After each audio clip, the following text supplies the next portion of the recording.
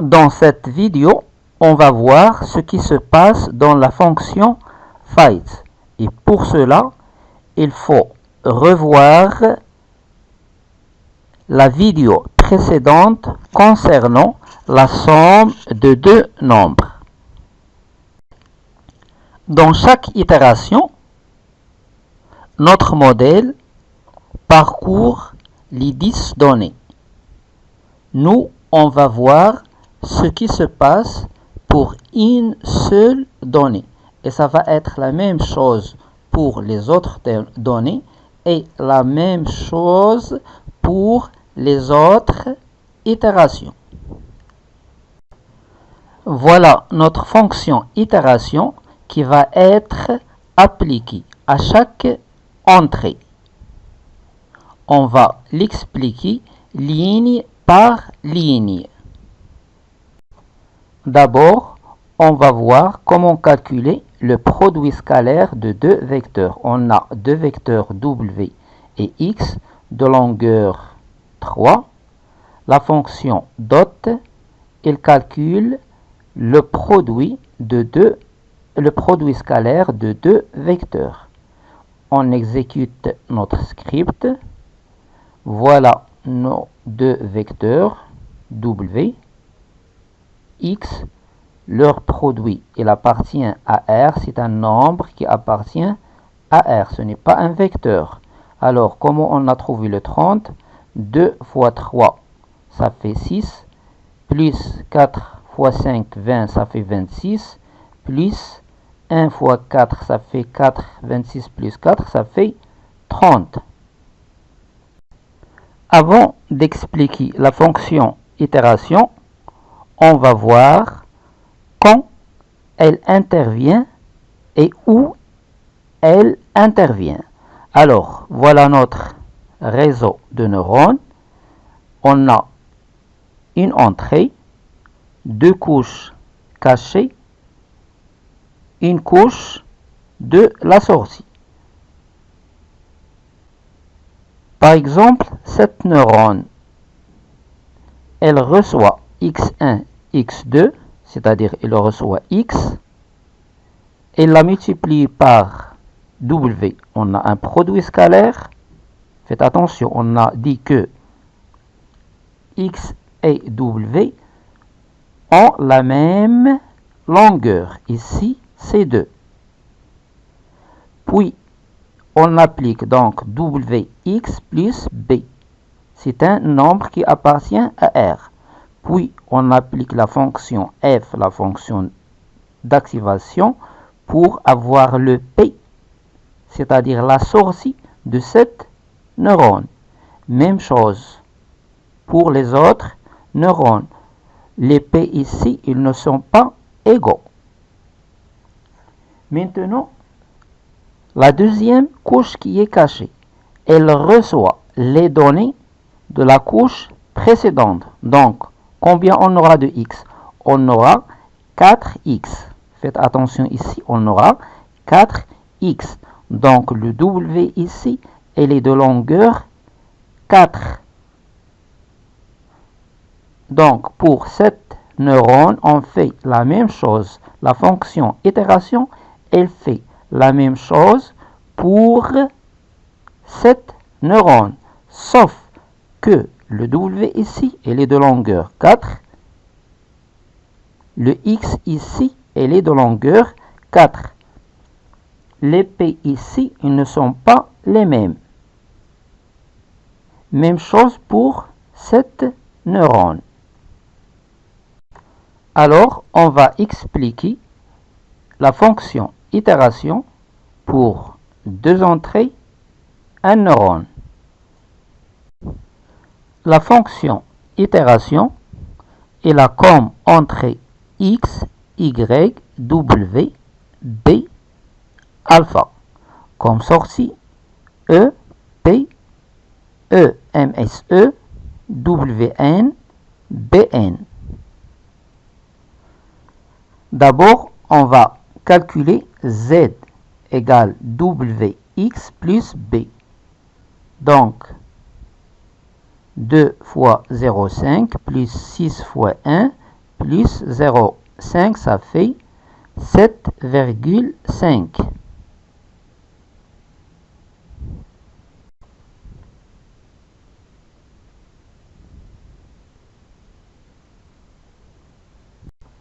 On applique à Z la fonction d'activation. Notre fonction d'activation, c'est l'identité.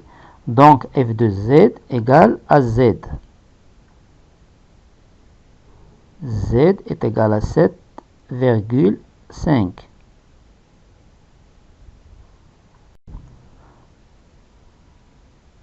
On calcule E est égal à P moins Y. P, c'est 7,5. Moins Y, c'est la somme des X. Donc, c'est 8. Égale moins 0,5. On pénalise l'erreur par la fonction loss est égal à E au carré.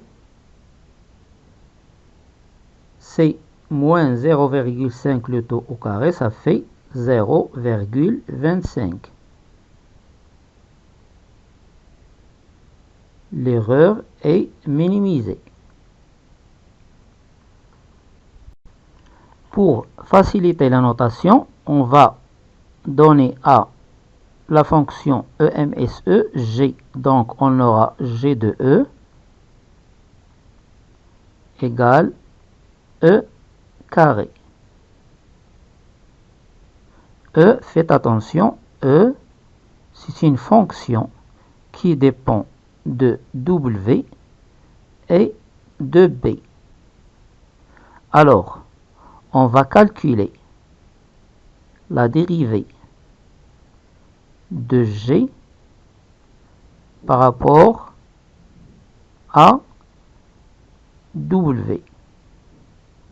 Donc, on a ici 2, donc c'est 2 fois E fois la dérivée de E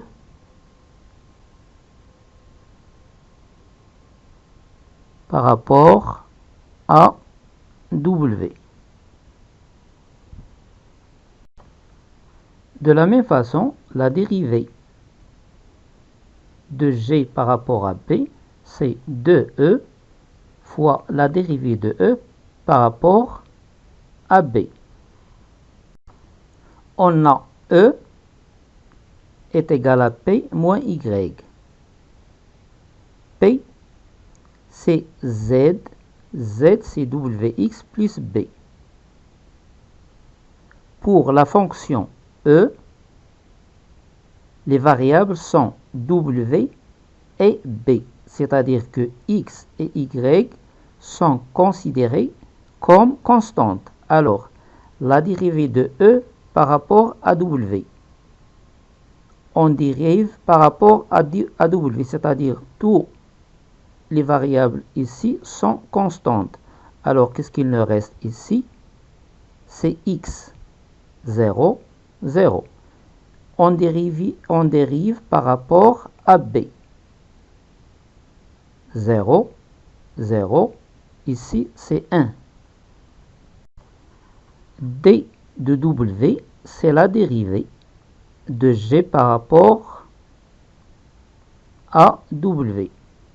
Même chose ici, c'est D de B. Donc, on aura D de W est égal à 2E multiplié par la dérivée de E par rapport à W, c'est X. Et DB 2E multiplié par 1. Wn, c'est W moins alpha fois dw. W 0,5, 1, moins alpha 0, 0, 1, 2, E, E, moins 0,5 fois x 2,6. Ici, le moins va être plus. 2 fois 0,5, ça fait 1. Donc 1 fois 2,6, il reste 2,6. 0,01 fois 2, ça fait 0,02. Ici, 0,06. Donc 0,5 plus 0,02, ça fait 0,52.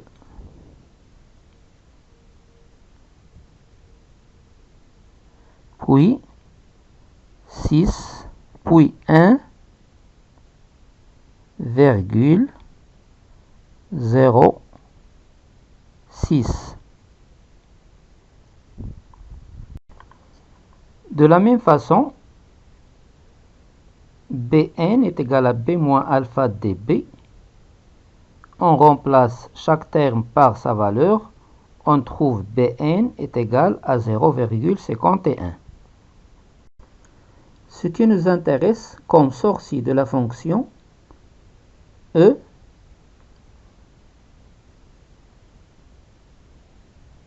voilà notre E, puis P,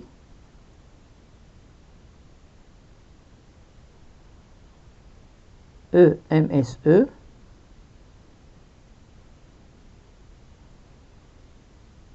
WN, le nouveau poids, Bn, le nouveau biais.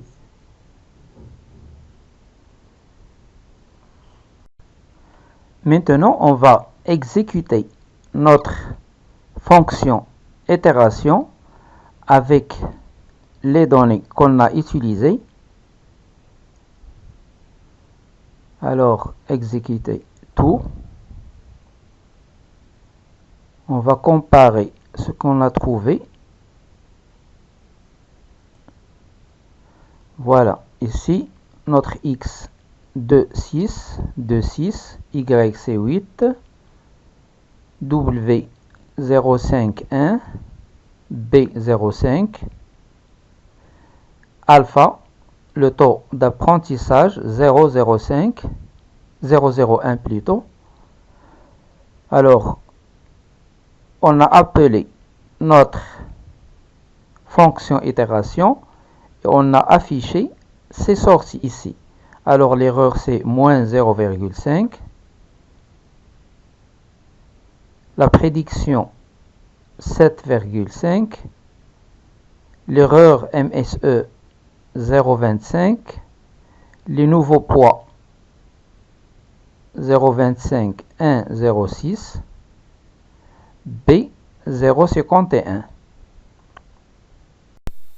Après avoir créé notre fonction itération qui traite deux entrées pour nous donner comme sortie une prédiction, l'erreur MSE et les nouveaux poids, on va entraîner notre modèle sur plusieurs entrées pour plusieurs itérations. Pour cela, on aura besoin de deux boucles. La boucle des itérations, c'est-à-dire les époques, supposons que le nombre d'itérations n est égal à 4. Donc, J va être compris entre 1 et 4. Il va prendre 4 valeurs. Et on aura besoin de la boucle des entrées. On a 3 entrées. Donc, I va être compris entre 1 et 3. Le J, il est compris entre 1 et 4. Ici, c'est la boucle des époques. Et ici, c'est la fonction itération. Alors, notre fonction itération, elle va travailler 4 fois 3, 12 fois. On va créer la fonction entraînement qui réalise ces deux boucles. Alors, la fonction entraînement, elle a comme entrée x', y', les données, w, b, initial, le alpha et le n, le nombre d'époques. Cette ligne, c'est une liste pour stocker les erreurs de chaque époque. Cette liste nous aide à tracer la courbe des erreurs. Voici la boucle des époques, puis à l'intérieur, la boucle des entrées. On démarre avec J est égal à 1. Alors, on a J, on a démarré avec J est égal à 1 pour entrer dans la deuxième boucle. Qu'est-ce qu'on trouve ici? La somme des erreurs MSE.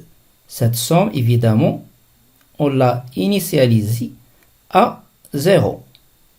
Maintenant, on va entrer ici avec notre J est égal à 1. Pour cela, cette boucle, elle doit tourner. Elle prend les valeurs entre 1 et 3. Alors, on va commencer ici par I est égal à 1. Qu'est-ce qu'il prend?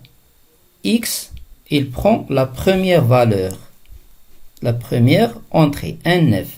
Y, c'est 10. Donc, on a l'entrée et la sortie, X et Y. On peut appeler la fonction itération. Et la fonction itération, elle a besoin des entrées X et Y, des entrées X, et elle a besoin de Y, elle a besoin des poids initiaux et de alpha. Les poids initiaux, on les a. Le alpha, on l'a déjà. Pour la première entrée, la fonction itération, elle va nous donner la prédiction P, l'erreur et le nouveau poids. On continue. La somme, c'est la somme, supposons que l'erreur ici, c'est 0,5. Qu'est-ce qu'on aura?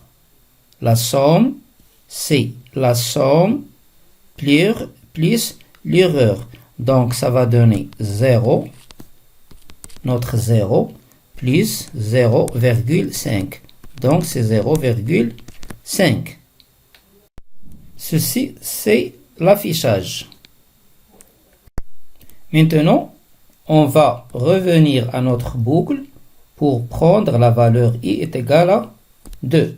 Donc, notre modèle, il va travailler avec les entrées 4, 3, 7, puis les W, les nouveaux poids qu'il a trouvés. Le alpha reste inchangeable. Supposons qu'on a trouvé l'erreur 0,3. Qu'est-ce qu'on aura on a déjà? Que l'erreur c'est 0,5. Donc, c'est 0,5 plus 0,3. Ça fait 0,8. Et on répète pour I est égal à 3. On va utiliser 3, 2, 5. Notre fonction itération, elle va travailler une autre fois. Supposons qu'il nous a donné comme erreur 0,1. Alors, la somme des erreurs pour la première époque, donc on a 0,8 plus le 0,1, c'est 0,9. Maintenant, on peut sortir de notre boucle pour entrer dans la première boucle. Qu'est-ce qu'on aura? MSE de cette époque, c'est la somme des erreurs divisée par 3, la longueur de x'. 1, 2, 3. Donc 0,9 divisé par 3, ça fait 0,3. Pour J est égal à 1. Le 0,3 qu'on a trouvé, on va l'ajouter à cette liste qui était vide.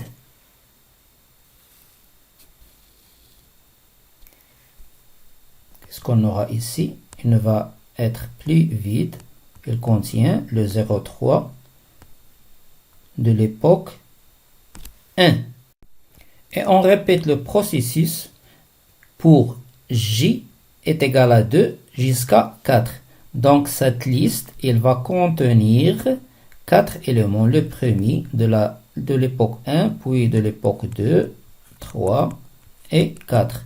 Donc il va être de longueur 4. La fonction entraînement, elle va nous donner comme sortie les derniers poids, c'est-à-dire les poids de la quatrième époque de l'entrée 3.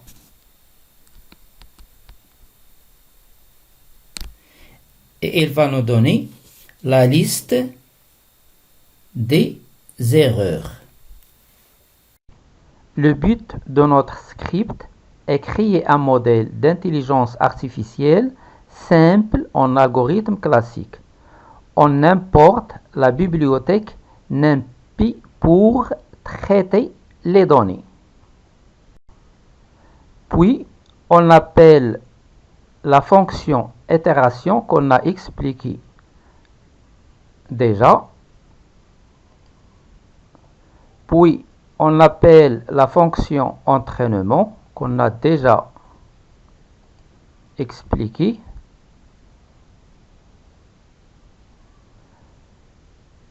On exécute les entrées, on a les entrées, puis les transformations en utilisant la bibliothèque NumPy, puis les poids, le biais, alpha et le nombre d'itérations. Ici, on appelle la fonction entraînement. Qu'est-ce qu'elle nous donne comme sortie? W final, B final et l'historique des erreurs. On va voir ce qui s'est passé dans l'itération 1 et ça va être la même chose pour les autres itérations. Alors, notre modèle est là comme entrée l'exemple 1. Il va utiliser ces poids. Il nous donne comme prédiction 10, erreur 0 et il nous a donné de nouveaux poids. L'exemple 2, il va utiliser les nouveaux poids. Il nous donne comme prédiction 5,5, l'erreur. Même chose jusqu'à l'exemple 3. L'exemple 3, il va utiliser les poids de l'exemple 2. MSE moyenne, c'est la moyenne des 3 erreurs. La première, la deuxième, la troisième. On va faire la somme de ces erreurs divisée par 3. L'époque 2 ou l'itération 2, notre exemple 1, il va utiliser les poids de l'exemple 3 de l'itération 1. Et ça va être la même chose jusqu'à l'époque 3. On remarque que les erreurs diminuent au fil des époques. Cette ligne, elle a joué le rôle de la fonction fight dans TensorFlow. La fonction prédiction, elle joue le rôle des modèles sauvegardés. Le modèle sauvegardé, qu'est-ce qu'il utilise? Les poids finaux, c'est-à-dire les poids d'apprentissage. Donc, qu'est-ce qu'il va calculer? W x plus b, et il va appliquer la fonction d'activation, dans notre cas, la fonction d'activation c'est l'identité, et il va afficher la prédiction P, puis la valeur exacte x1 plus x2. On affiche les derniers poids. Voilà les derniers poids.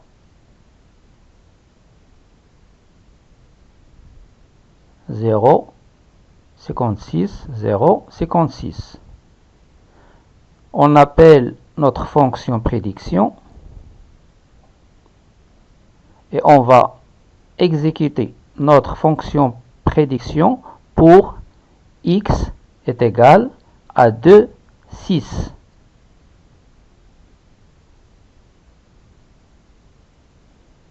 Évidemment, notre fonction prédiction, elle a comme entrée 2, 6.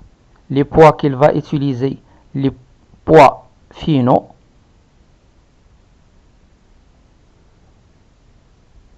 On exécute notre script. Alors, qu'est-ce qu'il va donner comme prédiction? 8,03. La valeur exacte, c'est 8. On peut dire que c'est un bon apprentissage. Ce script, c'est pour afficher l'évolution de l'erreur au fil des époques. On aura besoin de la bibliothèque matplotlib.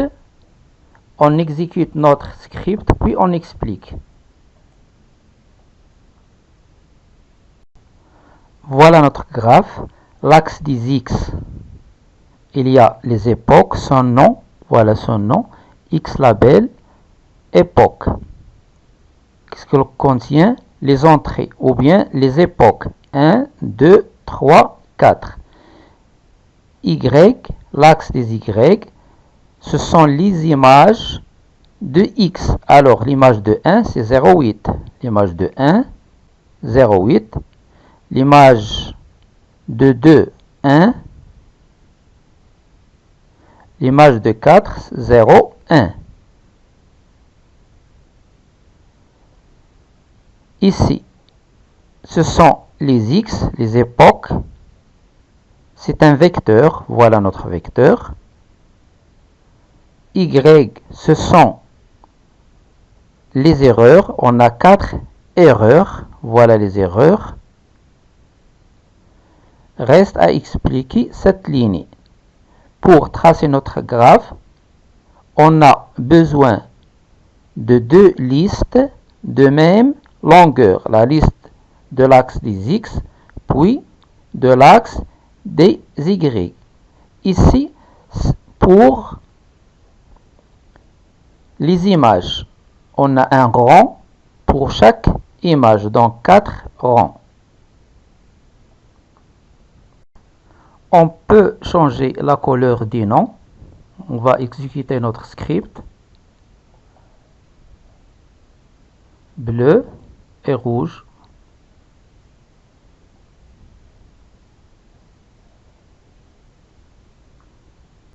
On remarque que l'erreur diminue au fil des époques.